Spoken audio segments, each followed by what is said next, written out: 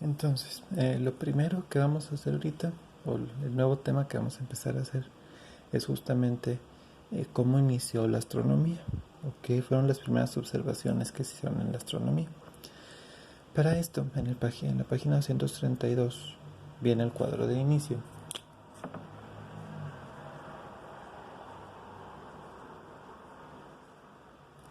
Por favor, Sote es un cuento chino antiguo y justamente nos habla de un poquito de esto, de la astronomía, a los inicios de la astronomía. Cómo es que esas culturas observaban el cielo, el universo. Y vienen unas preguntas, entonces eso es su tarea para mañana. Pero además les voy a decir otra cosa al ratito, entonces por lo pronto para mañana es eso. Por favor, intenten contestarlo ustedes solos, pero pues ya después lo pueden corregir o mover o cambiarle lo que ustedes quieran para enviarlo. Entonces, ¿cómo fue que los primeros astrónomos empezaron o supieron cómo es que se constituye el universo? ¿A qué distancia estaban las galaxias? Bueno,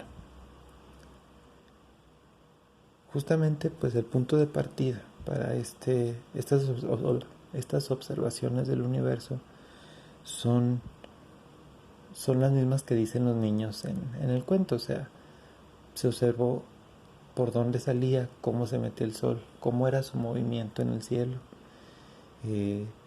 observar cómo es que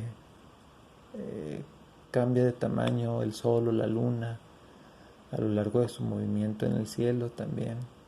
Los ciclos lunares, también se observó que las estrellas prácticamente eran las mismas a lo largo del año, solamente cambiaba como que su ubicación en el cielo. De ahí empezaron a surgir la vista de las constelaciones para identificar el cielo, para poder guiarse en la noche cuando no había sol. Entonces, así iniciaron las observaciones de la astronomía. Con el tiempo subieron algunas culturas, como la maya, como la cultura china, como los sumerios, los babilonios, bueno, de hecho incluso también los egipcios, o sea, que empezaron a darle más importancia a esto de la astronomía. Y empezaron a hacer estudios como que más a detalle. ¿Cómo? Bueno, los primeros observatorios. Por ejemplo, hay un observatorio maya que es un edificio así chaparrito, con el cielo un poco curvo, con el techo un poco curvo. Cuando uno entra, o si uno entra ahí y ve para arriba, lo que se ve en el cielo es justamente como una rayita hueca. O sea, todo esto es el techo y se ve así una franja hueca. O sea, todo esto está roca, pero hay una franja con la que puedes observar el universo. O sea, si tú te paras y haces la cabeza para arriba, puedes observar el cielo, pero solo una pequeña sección del cielo. Y eso es justamente como empezaron a estudiar el universo. Porque decían, aunque parece que el cielo no cambia todos los días, todas las noches, nosotros, parados en el mismo lugar, con el mismo orificio exactamente, observamos cosas diferentes todas las noches. ¿Por qué es eso? Bueno, desde ahí se empezaron a plantear preguntas de cómo es que se mueve la Tierra en el universo, cómo es que se mueven las estrellas en el universo. Y justamente culturas tan precisas en ese estudio como los mayas lograron crear calendarios que iban 300, 500 años, 1000 años al futuro con precisión de cómo es que se movían las constelaciones en el cielo.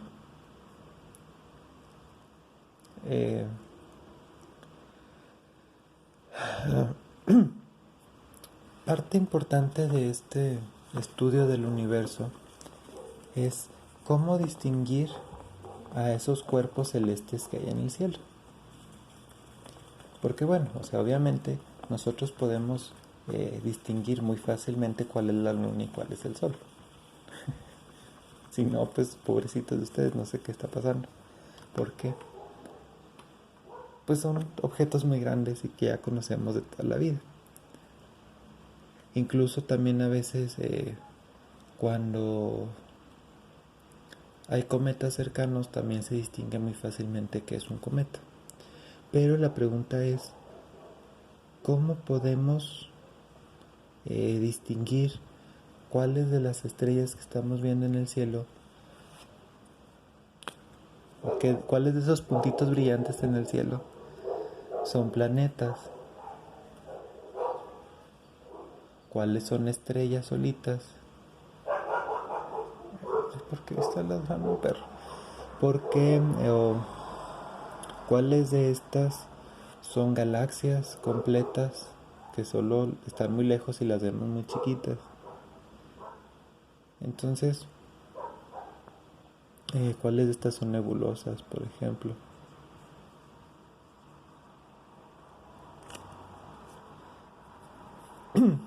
No sé si han ido ustedes al campo de noche, poder observar el cielo realmente bien, porque aquí en Torreón está muy difícil. Vemos una pequeña fracción de la cantidad de estrellas reales que hay en el cielo. Entonces, es sencillo identificar, por ejemplo, los planetas, distinguir cuáles son planetas y cuáles son estrellas en general. Los planetas no tintinean, mientras que las estrellas sí. No, tintinean. O sea, no sé si han observado el cielo y ver que hay algunas estrellas que se mantienen fijas, emitiendo luz, y hay otras que se ve así como que se mueve un poquito la luz, como que tiembla la estrella. Justamente así podemos distinguir. Los planetas no tintinean. ¿Por qué? Porque están reflejando la luz del sol hacia nosotros otra vez. Mientras que las estrellas sí tintinean. ¿Por qué? Pues porque son como una lámpara de gas, una vela. Y siempre las velas, las lámparas de gas, los cerillos, las estufas que están quemando material, tienen diferentes intensidades de repente. Entonces, justamente sucede también con las estrellas. Son bolas gigantes de gas quemándose en el cielo. Entonces,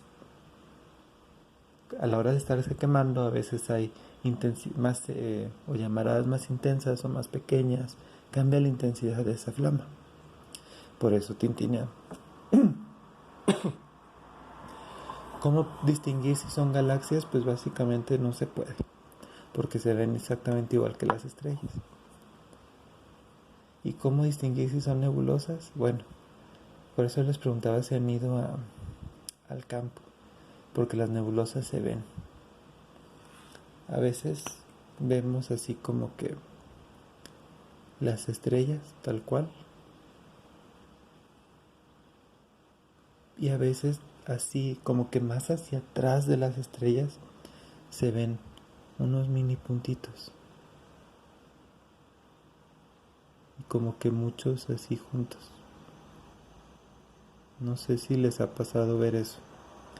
Y justamente esas como polvito, como diamantina que tiraron así toda juntita en el cielo, son nebulosas. Las nebulosas no son lejos también que un cúmulo a veces de galaxias, un cúmulo de estrellas, de polvo, pero son a fin de cuentas su propia clasificación. Esas sí se distinguen en el cielo, se ven así, como les digo, como si alguien hubiera tirado diamantina así al azar nada más, y se crea como una nubecita de estrellas o de algo, o de cosas brillantes.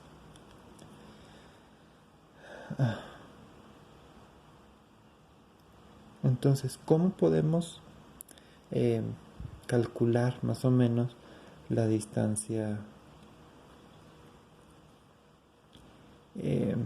a la que se encuentra una estrella? Bueno, para hacer esos cálculos hay dos elementos principales. El primero de ellos es la perspectiva.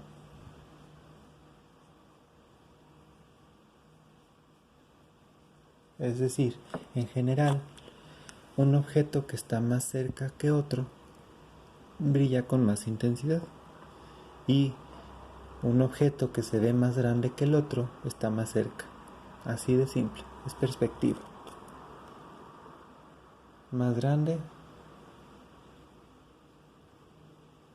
o más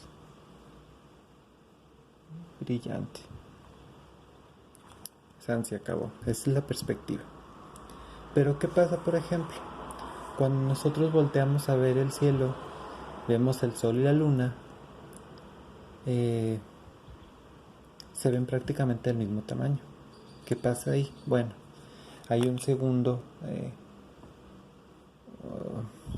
no sé si me fue la palabra,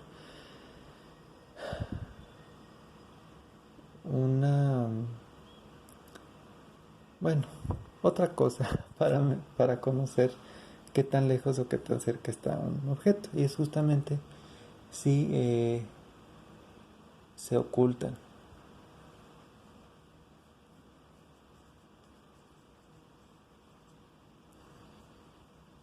Es decir, si yo pongo mi mano aquí, les tapo el pizarrón, pero si la quito vuelve a aparecer. Entonces, a eso se refiere. Si un objeto está más cerca que otro, va a tender a ocultárnoslo cuando lo queremos observar. Y es lo que pasa, por ejemplo, con los eclipses. A pesar de que se ven del mismo tamaño la luna y el sol, podemos saber que la luna está más cerca por los eclipses solares. ¿Por qué? Porque está el solecito aquí, pero llega la luna y empieza a cubrir al sol, a pesar de que se supone que son del mismo tamaño. Pero entonces, cuando vemos que la luna puede cubrir al sol, entonces está más cercana, nos tenemos que hacer la pregunta de, entonces, ¿cuál es más grande, el sol o la luna? Si la luna está más cerca. Y la respuesta es la luna. Digo, o sea, el más grande de todos, de los dos, es el sol. A pesar de que los veamos del mismo tamaño en el cielo, por la perspectiva, sabemos que el sol es más grande, porque está más lejos.